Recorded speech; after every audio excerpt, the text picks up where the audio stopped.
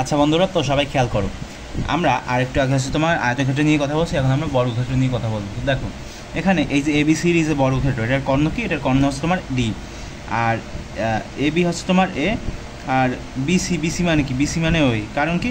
কারণ হচ্ছে এটা বর্গক্ষেত্র, বর্গক্ষেত্রের যে চারটা যে বাহু, এই চারটা বাহুর যে দৈর্ঘ্য সেটা কিন্তু সমান, অর্থাৎ এ এ এ এ। ঠিক আছে, এখন আমরা এই যে এবিসিডি যে বর্গক্ষেত্রটা, ঠিক আছে, এই বর্গক্ষেত্রের একটা ত্রিভুজ কি এ বি সি, এটা একটা ত্রিভুজ না? ত্রিভুজ এ বি সি। আচ্ছা, এরকম ত্রিভুজ এখানে কয়টা আছে? দুইটা আছে। কারণ কি? কারণ এই একটা আর এই একটা। ঠিক আছে, তাহলে আমরা এখানে লিখতে পারি 2ABC। আচ্ছা, সরি ABC আর কি, তো লিখলাম। এখন এখান থেকে আমরা কি লিখতে পারি? 2 এর জায়গায় 2 থাকবে, এবং ত্রিভুজের ক্ষেত্রফল কি বলো তো?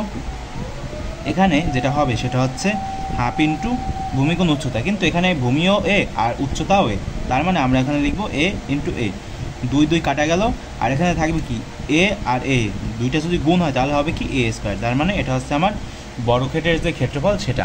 আচ্ছা, তো এখন আমরা যদি একটু পরিসীমার দিকে যাই তাহলে সেটা কীভাবে নির্ণয় করতে হয়, তো দেখো খুব ভালোভাবে খেয়াল করে দেখো যে পরিসীমা কীভাবে নির্ণয় করতে হয়, একবারে ঠান্ডা মাথায়।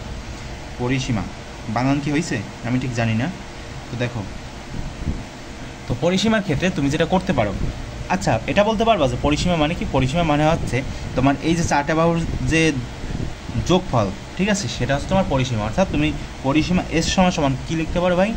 লিখতে পারো যে 4a।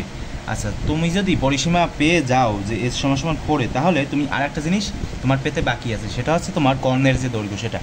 এখন তুমি পিথাগোরাসের সূত্র অনুযায়ী বলতে পারো না যে ডি সমান সমান হচ্ছে তোমার এ স্কোয়ার প্লাস হচ্ছে তোমার এ স্কোয়ার, কারণ এখানে তো আর বি নাই, সেজন্য ডি স্কোয়ার সমান সমান এ স্কোয়ার প্লাস এ স্কোয়ার। এখন তুমি এখান থেকে শুধু ডি লিখতে পারো যে এ স্কোয়ার প্লাস এ স্কোয়ার কত হবে? বুঝতে কি পেরেছো যে কীভাবে কর্ণটা বের করলাম? তো তো সরি, তোমরা তো আসলে দেখতেই পারো নাই, আমি আসলে এতক্ষণ খেয়াল করিনি ভাই, খুবই দুঃখিত। যে এখানে ডি স্কোয়ার সমান সমান এ স্কোয়ার প্লাস এ স্কোয়ার, আর এখানে হবে তোমার √2 স্কোয়ার। কারণ কি? কারণ এই স্কোয়ার আর এই স্কোয়ার হচ্ছে তোমার কি বলো তো? দুইটা হচ্ছে তোমার যোগ হয়েছে, তো যোগ হয়ে এখানে হয়েছে 2a স্কোয়ার, আর এ স্কোয়ার স্কোয়ার গুণ হয় নাই। কারণ কি? কারণ এখানে গুণ নাই, সেজন্য। আচ্ছা, তো হলো। এখন √2 যখন করলা তখন কি হইল?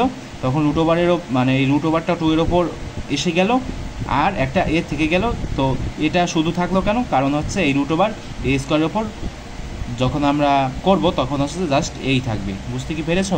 তো আমরা মোট কয়টা জিনিস বের করলাম ভাই? আমরা হচ্ছে 3টে জিনিস বের করলাম।